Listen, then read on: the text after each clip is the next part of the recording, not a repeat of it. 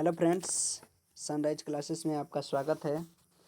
आज हम लोग बिहार राज्य संबंधित प्रश्न को देखेंगे जो कि बीपीएससी टीचर एग्ज़ाम में ये क्वेश्चन बहुत इम्पोर्टेंट हो सकता है और शायद इसमें से बहुत सारे क्वेश्चन एग्ज़ाम में आने की संभावना भी रहेगी।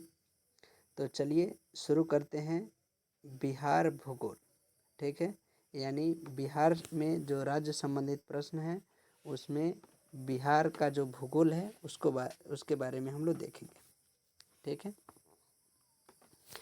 तो सबसे पहला क्वेश्चन क्या है? सबसे पहला क्वेश्चन है कि बिहार के निम्न हिस्सों में कौन सा हिस्सा भूतात्विक दृष्टि से अपेक्षाकृत पुराना है, ठीक है। तो इस क्वेश्चन का आंसर हो जाएगा, चलिए थोड़ा सा मैं स्क्रॉल करके इसको ऊपर कर लेता हूँ।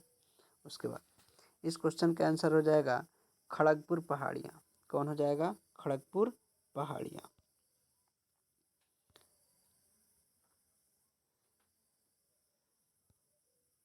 खड़गपुर पहाड़ियाँ, इसको रेड से कर लेते हैं। चलिए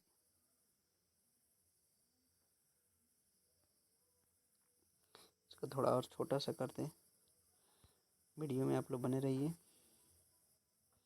पूरा क्वेश्चन का एक एक करके मैं पूरा एनालिसिस कराने वाला हूँ, ठीक है। चलिए दूसरा नंबर क्वेश्चन है कि जुलाई 2019 में बिहार के महापाषाणिक स्थान यानी मेगास्थली के साइट के पहले प्रलेखन के लिए विशेषज्ञों ने निम्नलिखित में से किस जिले का दौरा किया था? तो इस क्वेश्चन का आंसर हो जाएगा कैमूर जिला। कौन सा जिला?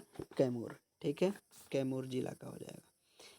कर है जुलाई 2019 में बिहार के महापाषाणिक स्थान यानी मेगालिथिक साइट्स के पहले प्रलेखन के लिए विशेषज्ञों के दल ने कैमूर जिले का दौरा किया। नवंबर 2018 में खोजकर्ताओं ने खोज के बाद यह संकेत दिया था बिहार भी एक महापाषाणिक सांस्कृतिक स्थल वाला राज्य है। चलिए अब क्वेश्चन नंबर 3 देखते हैं। निम्नलिखित में से कौन सा जिला धारवाड़? कौन सा जिला? धारवाड़। तो धारवाड़, कौन सा जिला? धारवाड़ भूस्तरीय रचना वाला नहीं है, यानी धारवाड़ भूस्तरीय रचना वाला जिला नहीं है। तो ये हो जाएगा आपका रोहतास। कौन सा हो जाएगा? रोहतास। चलिए इसका एनालिसिस देखते हैं हम लोग। इस क्वेश्चन का एनालिसिस है बिहार में भूस्तरीय रचना वाले जिले दक्षिण पूर्व, कौन सा? दक्षिण पूर्व में आते हैं, जबकि रोहतास दक्षिण पश्चिम बिहार का भाग है। रोहतास किसका भाग है? दक्षिण पश्चिम रोहतास का भाग है। इस क्षेत्र में विंध्यन प्रकार के चट्टानें पाई जाती है। बिहार में विंध्यन क्रम की चट्टान कैमूर और सोन नदी घाटी रोहतास में पाई जाती हैं, ठीक है। क्वेश्चन नंबर 4 की ओर चलेंगे हम लोग। क्वेश्चन नंबर 4 क्या कह रहा है? कह रहा है कि बिहार के निम्न जिलों में से किस जिले में पिडमोट स्वैपेम मिट्टी पाई जाती है? तो इसका राइट आंसर हो जाएगा ऑप्शन नंबर सी, यानी पश्चिम चंपारण। कह रहा है कि बिहार में 3 प्रकार की मिट्टियाँ पाई जाती हैं। पिडमोंट दलदल मिट्टी जो पश्चिम चंपारण जिले के पश्चिमी उत्तर भाग में पाई जाती हैं। दूसरा नंबर तराई मिट्टी जो नेपाल के सीमा के साथ राज्य के उत्तरी भाग में पाई जाती हैं, तथा गंगोय जलोढ़ बिहार के मैदानी गांगोटिक जलोढ़ दोनों नए और साथ ही पुराने से आच्छादित हैं। क्वेश्चन नंबर 5 है,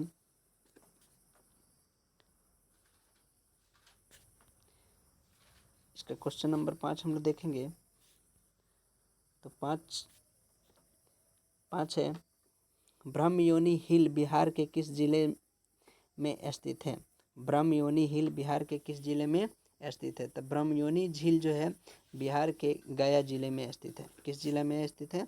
तो गया। किस में है? गया जिले में। चलिए, ब्रयोनी हिल बिहार के गया जिले में स्थित है। एक पवित्र पहाड़ी है। इसका उल्लेख महाभारत और बौद्ध अभिलेखों से मिलता है। गया जिला फाल्गु नदी के तट पर है। गया जिला किस नदी के तट पे है? फाल्गु नदी के तट पे है। इसका राइट आंसर हो जाएगा option number A. Question number 6, निम्नलिखित में से कौन सी नदी फतुहा के पास गंगा में मिलती है? कौन सी नदी फतुहा के पास गंगा में मिलती है? तो इसका आंसर हो जाएगा पुनपुन नदी। कौन नदी? पुनपुन नदी। पुनपुन नदी छोटा नागपुर का पठार, पलामू झारखंड। पलामू कहाँ है? तो झारखंड में है। झारखंड से निकलकर बिहार के औरंगाबाद जिले, बिहार औरंगाबाद कहाँ है? तो बिहार में है। औरंगाबाद जिले में प्रवेश करती है और पटना जिले के फतुहा के समीप गंगा में मिल जाती है। और मोरहर व दरघा पुनपुन की सहायक नदियाँ हैं। ठीक है, चलिए इसके बाद क्वेश्चन नंबर 7 है, बिहार के निम्न प्रशासनिक विभागीय जोड़ों में से किस जोड़े से गंगा नदी नहीं बहती है? किस जोड़े से गंगा नदी नहीं बहती है? तो दरभंगा जो है ये मुंगेर, ये राइट आंसर इसका मतलब नहीं है, मतलब इस मिलान सही है। पूर्णिया भागलपुर ये भी सही है। तिरहुत सारण ये भी सही है। अब इसका आंसर हो जाएगा, जब कह रहा है कि जोड़े गंगा नदी नहीं बहती है, तो इसका हो जाएगा कोसी और मगध। राइट आंसर क्या हो जाएगा? कोसी और मगध। चलिए अगला क्वेश्चन की ओर हम लोग चलते हैं। क्वेश्चन है इसके बाद 7 नंबर हम लोग देख लिए। क्वेश्चन नंबर 8 कर है कि गंगा नदी अपने यात्रा के क्रम में बक्सर, भोजपुर, सारण, पटना, वैशाली, समस्तीपुर, बेगूसराय, खगड़िया, मुंगेर, भागलपुर, कटिहार आदि जिले में प्रवाहित होती है। इस प्रकार कोसी मगध जोड़े में किसी भी प्रवाहित नहीं है, अतः विकल्प ऑप्शन नंबर डी इसका राइट आंसर होगा। चलिए क्वेश्चन नंबर 8 की ओर चलते हैं। बिहार राज्य में गंगा के किनारे स्थित जिलों की संख्या। बिहार राज्य में गंगा के किनारे स्थित जिलों की कितनी संख्या है? तो कुल संख्या 12 है। कितना जिला है गंगा नदी के किनारे बसा हुआ? तो 12। कुल कितने हैं? 12। ऑप्शन नंबर इसका सी हो जाएगा। चलिए कह रहा है कि बिहार राज्य के 12 जिले गंगा नदी के तट पर अवस्थित हैं, जिसमें से सारण, पहला जिला सारण, बक्सर, भोजपुर, पटना, वैशाली, समस्तीपुर, बेगूसराय, लखीसराय, मुंगेर, खगड़िया, भागलपुर व कटिहार। ठीक है, आप लोग को पता है। चलिए अगला क्वेश्चन नंबर 9 है, बिहार के किस जिले में गंगा नदी सबसे लंबी है? बिहार के किस जिले में? तो बिहार के पटना जिले में। किस जिले में? पटना जिले में गंगा नदी सबसे लंबी है। गंगा नदी बिहार के 12 जिले से होकर गुजरती है, जिनमें से गंगा की सर्वाधिक लंबाई पटना में 99 किलोमीटर में है। दूसरे स्थान पर भागलपुर आता है, जहां गंगा नदी की लंबाई 97 किलोमीटर आती है। भागलपुर में 97 और पटना में 99। चलिए क्वेश्चन नंबर 10 है, बिहार में प्रवाहित होने वाली निम्न नदियों में से उत्तर की ओर प्रवाहित होने वाली कौन सी नदी है? उत्तर की ओर, किधर? उत्तर की ओर। तो इस क्वेश्चन का आंसर बागमती, कमला, कोसी, गंडक, इनमें से कोई नहीं, उपयुक्त में से एक से अधिक। तो इस क्वेश्चन का आंसर हो जाएगा ई। दिए गए विकल्प में कोई भी नदी उत्तर दिशा की ओर प्रवाहित नहीं होती है, बल्कि ये नदियाँ उद्गम स्थल से दक्षिण दिशा की ओर प्रवाहित होती है, सहायक या उप सहायक नदी के रूप में अंततः गंगा में मिल जाती है। सोन, पुनपुन आदि नदियाँ उद्गम स्थल से उत्तर दिशा की ओर प्रवाहित होते हुए गंगा में मिलती है। तो इसमें न आपका ऑप्शन में सोन है न पुनपुन है, तो इसका आंसर हो जाएगा ऑप्शन नंबर ई, इनमें से कोई नहीं। ठीक है, चलिए तो याद रख लीजिएगा इस क्वेश्चन को कि उत्तर की ओर बहने वाली नदियाँ कौन कौन है? तो सोन और पुनपुन। कौन कौन सी नदी है? सोन और पुनपुन। चलिए अगला क्वेश्चन है, कोपेन के जलवायु वर्गीकरण के अनुसार उत्तर बिहार की जलवायु किससे प्रदर्शित की जा सकती हैं। ठीक है, तो इस क्वेश्चन का आंसर हम लोग देखेंगे तो इस क्वेश्चन का आंसर हो जाएगा option number A CWG।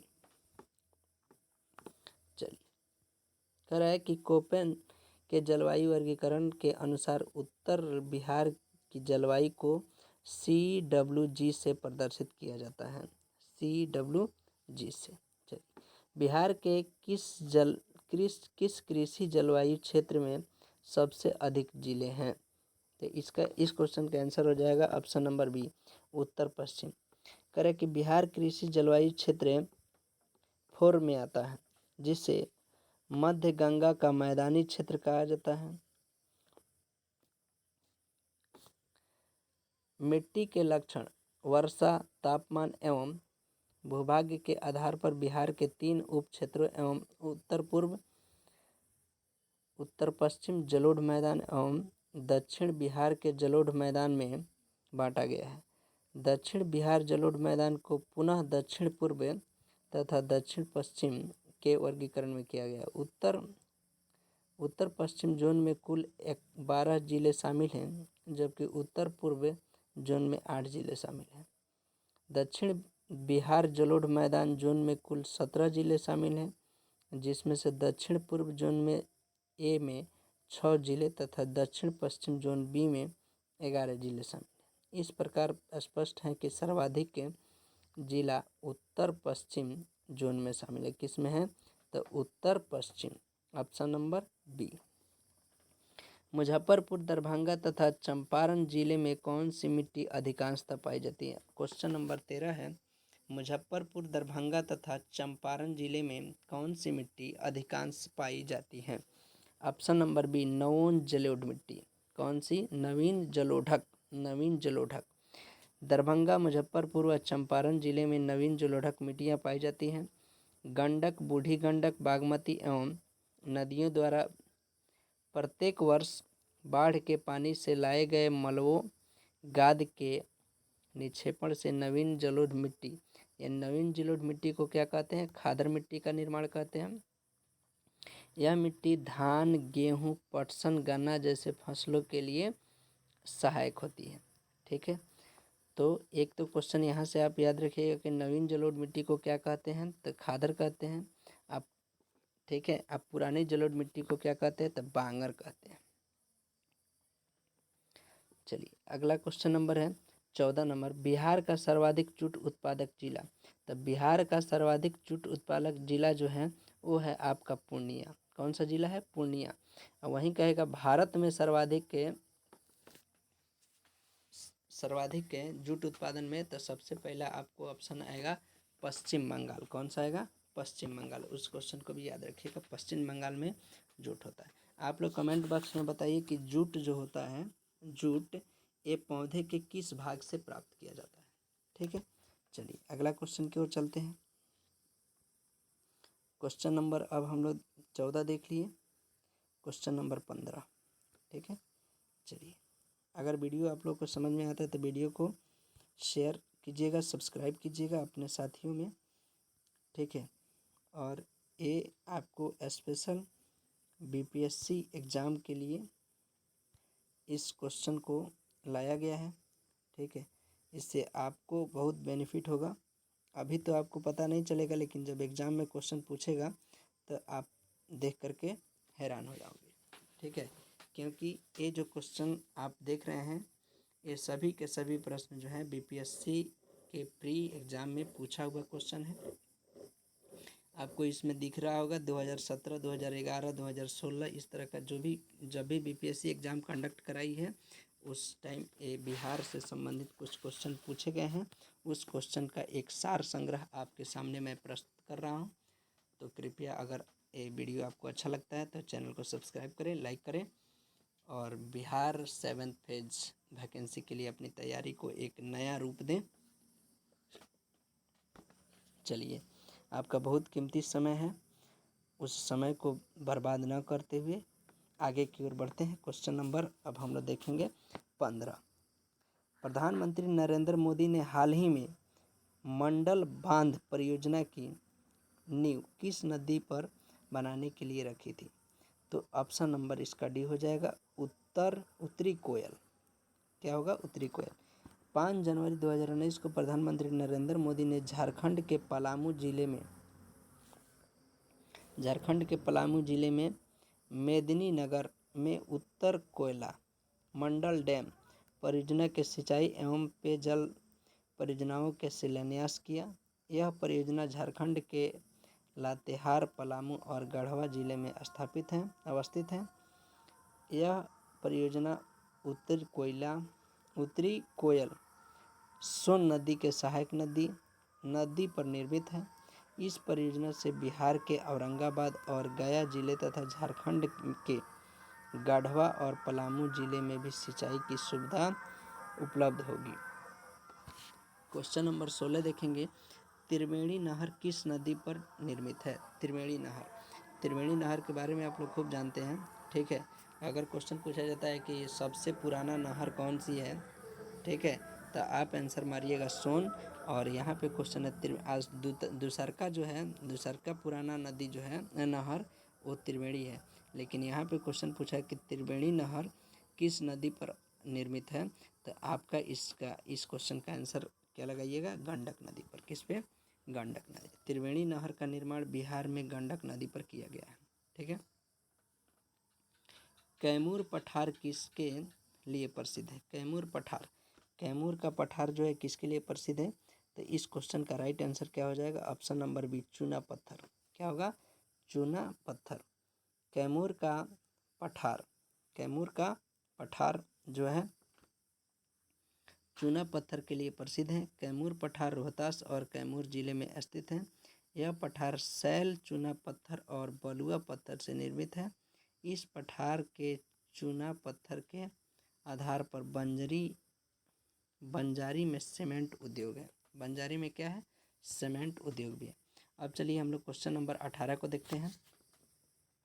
Question number 18 थोड़ा सा साफ नहीं दिखाई दे रहा है, लेकिन फिर भी मैं पढ़ करके आप लोग को दिखाना चाहता हूँ कि क्या लिखा हुआ है। निम्नलिखित झीलों में से कौन सी बिहार में स्थित है? यानी बिहार में कौन सी झील स्थित है, जो झील दिया गया है। तो चलिए ऑप्शन नंबर ए है अनुपम झील, ऑप्शन नंबर बी है सांभर झील, ऑप्शन नंबर सी है सुखना झील, ऑप्शन नंबर डी है कामा झील।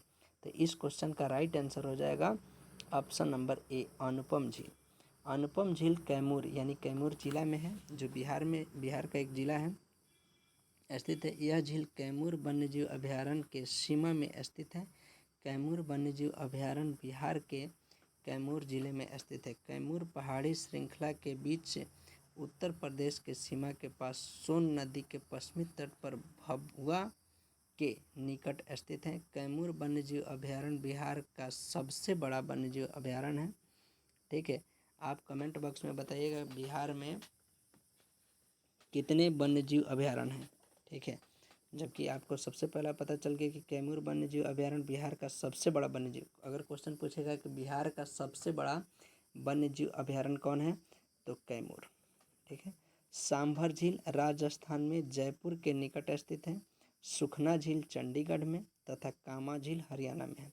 जो ऑप्शन दिया है उस ऑप्शन का आंसर भी है। सांभर झील कहाँ है? तो सांभर झील जो है राजस्थान में है, राजस्थान के जयपुर में है।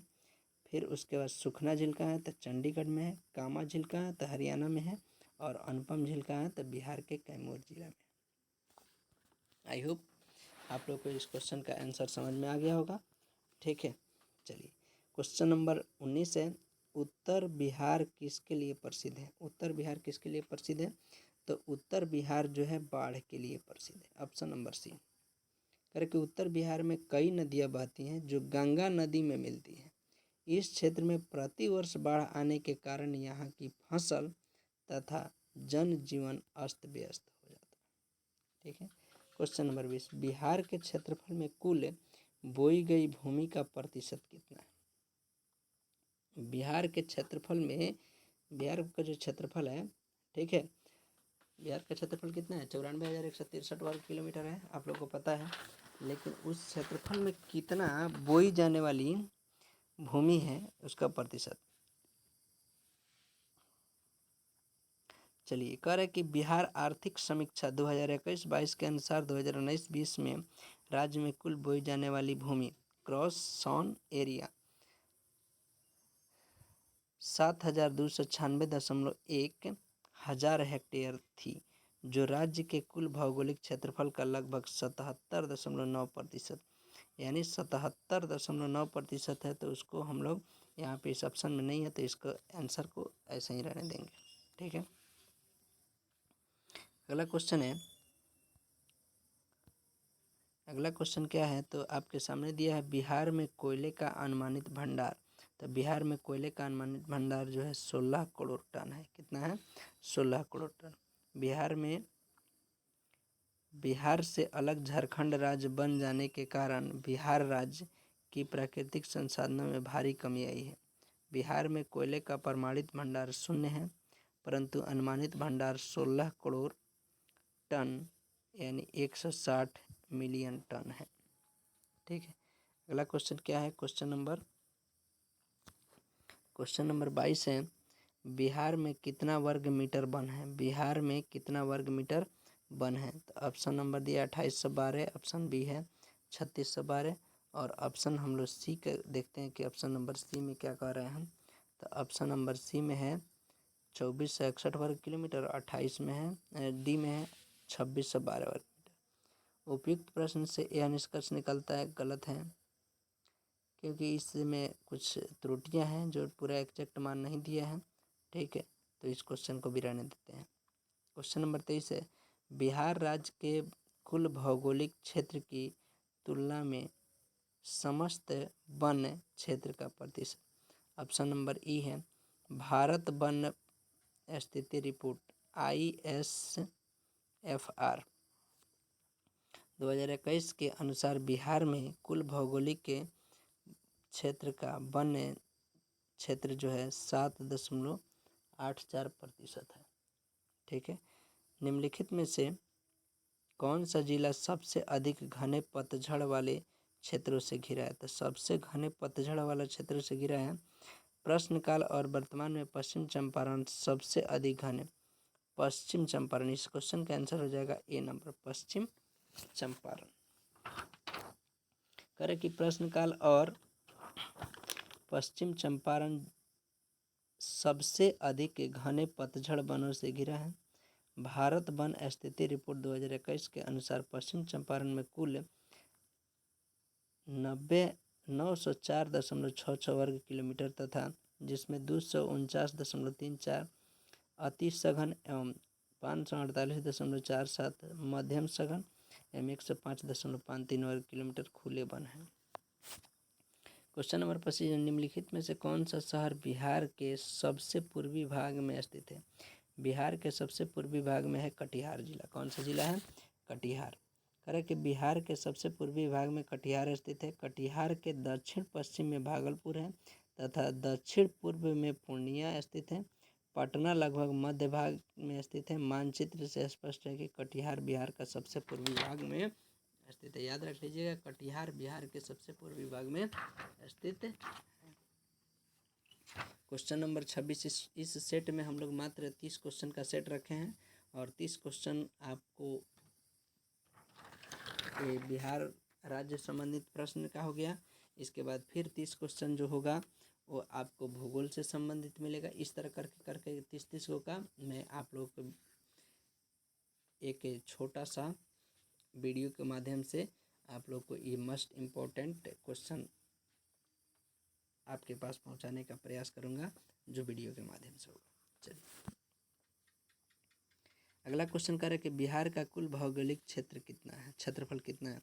तो बिहार का तत्कालिक बिहार का कुल क्षेत्रफल 1,73,877 वर्ग किलोमीटर है, जो 15 नवंबर 2000 को झारखंड राज्य का निर्माण के पश्चात बिहार का वर्तमान क्षेत्रफल 94,163 वर्ग किलोमीटर। जैसे कि मैंने पहले ही बताया कि बिहार का क्षेत्रफल कितना है, तो 94,163 वर्ग किलोमीटर है ना। चलिए आगे क्वेश्चन है, संसार का सर्वोत्तम खनिज अभ्रक प्राप्त होता है, माने सबसे अधिक अभ्रक खनिज कहाँ से प्राप्त होता है? निम्नलिखित कूटों में अपनाता, धनबाद से, हजारीबाग से, झरिया से, कुल्टी से। हाँ, तो इसमें ऑप्शन नंबर बी हो जाएगा, केवल और केवल हजारीबाग से। अभ्रक हजारीबाग, गिरिडीह और कोडरमा से प्राप्त होता है। यहाँ लगभग 80% अभ्रक झारखंड का प्राप्त होता है। बिहार के तराई प्रदेश विस्तृत है। बिहार के तराई प्रदेश विस्तृत है। Option number B, Bharat Nepal सीमा के समानांतर। कब आंसर हो जाएगा? भारत नेपाल सीमा के समानांतर। बिहार के तराई प्रदेश भारत नेपाल सीमा के समांतर विस्तृत हैं। बिहार राज्य के नेपाल से लगे जिले पश्चिमी चंपारण, पूर्वी चंपारण, सीतामढ़ी, मधुबनी, सुपौल, अररिया, किशनगंज तराई प्रदेश पतली पट्टी के रूप में विस्तृत है। और सेकंड लास्ट क्वेश्चन है कि बिहार के समेश्वर श्रेणी, बिहार की समेश्वर श्रेणी क्या है? तो बिहार, ऑप्शन नंबर डी हो जाएगा, इनमें से, इन सबों में से नहीं। बिहार के सोमेश्वर श्रेणी के शिवालिक श्रेणी का निर्माण एक ही काल में, प्लीस्टोसीन काल में हुआ था। अतः यह उपयुक्त तीनों पहाड़ियों में नवनिर्मित पहाड़ी श्रेणी में है। ठीक है। और क्वेश्चन नंबर 30 क्या है उसको भी हम लोग एक बार जानने का प्रयास करेंगे। तो क्वेश्चन नंबर 30 जो है उसको इसमें दिखाई नहीं दे रहा है, हालांकि मैं क्वेश्चन को पढ़ देता हूँ। अब मेरे पास उसका सेट है और उसमें से आप लोग समझ लीजिएगा। कह रहा है कि मुंडा जनजातियाँ अधिकांशतः बसी हैं। तो मुंडा जनजाति जो है वो कहाँ बसी है? तो अधिकांशतः बिहार में बसी है। ठीक है। तत्कालिक बिहार के कटिहार, रांची, पश्चिमी सिंहभूमि, पलामू, पूर्वी सिंहभूमि और गुमला जिले में मुंडा जनजाति संकेंद्रित थी। 15 नवंबर 2000 को बिहार से काटकर नवनिर्मित झारखंड राज्य के पश्चात मुंडा जनजाति बिहार के 5वीं सबसे अधिक जनसंख्या वाली जनजाति है। झारखंड राज्य में जनजातियों की कुल संख्या की दृष्टि से मुंडा जनजाति तीसरी सबसे बड़ी जनजाति हो गई है। ठीक है। एक क्वेश्चन का मात्र 30 सीरीज था जो मैंने इस वीडियो में आप लोगों को समझा दिया। अगर वीडियो समझ में आता है तो आप लोग चैनल को सब्सक्राइब कीजिएगा, लाइक कीजिएगा और अपने साथियों में शेयर ज़रूर कीजिएगा। ठीक है। इस चैनल का नाम है सनराइज क्लासेस। क्या नाम है? एक बार मैं इसको लिख देता हूँ, सनराइज क्लासेस। ठीक है।